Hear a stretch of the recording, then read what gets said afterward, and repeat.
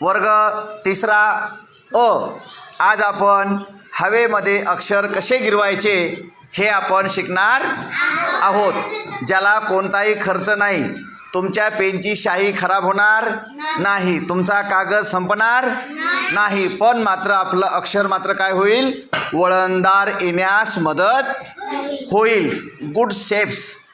तर आपण आता इंग्लिश 1 to 10 नंबर्स आपण गिरवणार आहोत. नाव स्टार्ट. चला. 1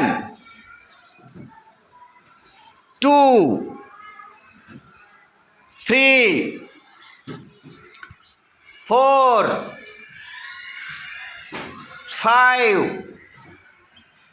6 7 8 9 10 9 8 7 6 5 4 3 2 1. Very good.